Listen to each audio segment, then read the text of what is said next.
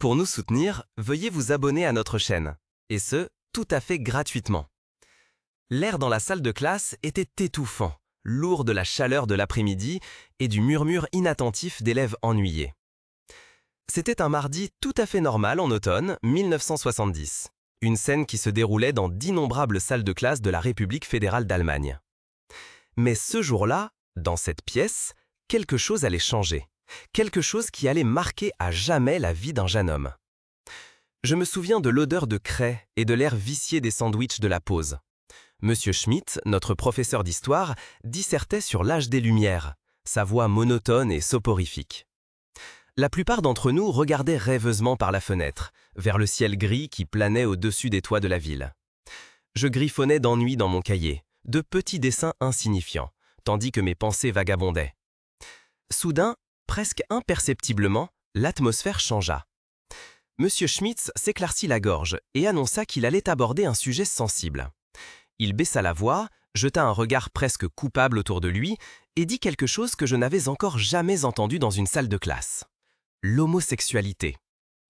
Il parla du paragraphe 175 du Code pénal, le soi-disant paragraphe des homosexuels qui punissait les actes sexuels entre hommes.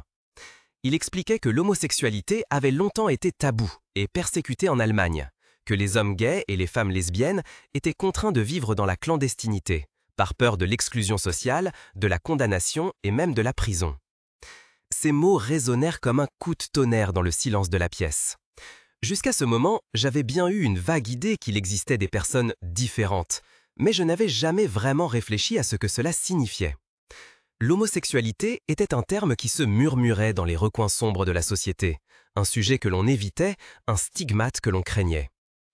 Alors, très brièvement, juste un instant, je l'ai vu.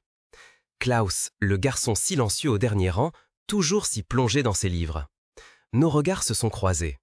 Dans ses yeux, il y avait une expression que je ne pouvais pas déchiffrer.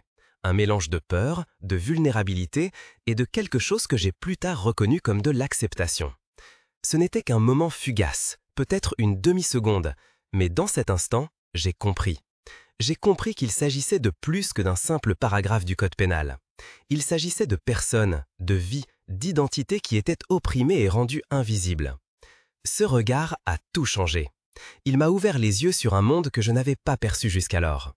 Soudain, j'ai vu le monde différemment, plus clairement, avec plus d'empathie. J'ai commencé à poser des questions, à lire, à faire des recherches. J'ai appris l'histoire de la persécution des homosexuels pendant la période du national-socialisme.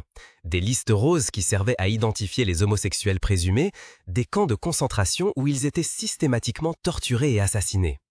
J'ai découvert les émeutes de Stonewall à New York en 1969, le soulèvement considéré comme un tournant dans l'histoire du mouvement gay et lesbien. J'ai lu des ouvrages sur les premières organisations homosexuelles en Allemagne, sur leur lutte pour l'égalité des droits et la reconnaissance. J'ai lu des ouvrages sur Magnus Hirschfeld, le pionnier de la sexologie, qui s'est engagé dès le XIXe siècle pour la dépénalisation de l'homosexualité. Plus j'apprenais, plus il me devenait clair que l'histoire de l'homosexualité était une histoire de souffrance, de discrimination et de lutte. Mais c'était aussi une histoire de courage, de résilience et d'espoir.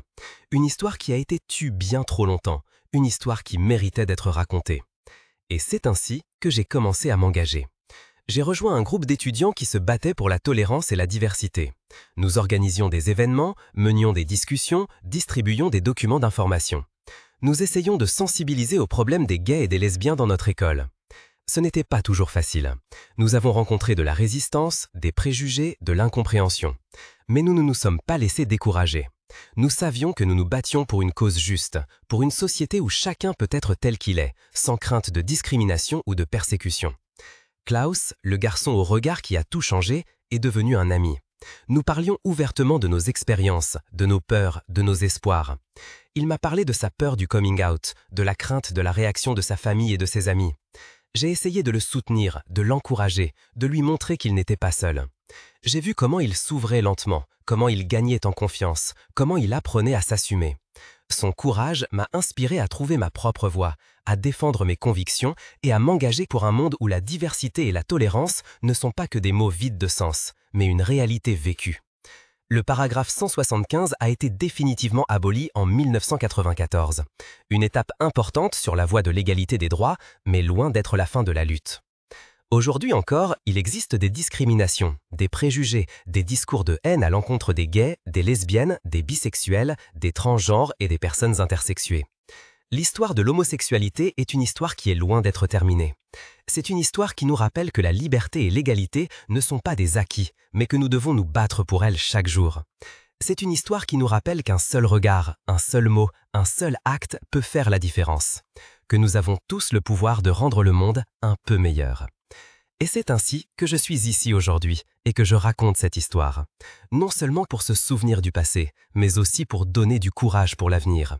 Pour montrer qu'il vaut la peine de se battre pour une cause juste, qu'il vaut la peine d'être soi-même, qu'il vaut la peine de voir le monde avec des yeux ouverts. Car le monde, il change, lentement mais sûrement, à travers chaque regard qui est vu, à travers chaque mot qui est prononcé, à travers chaque acte qui est posé.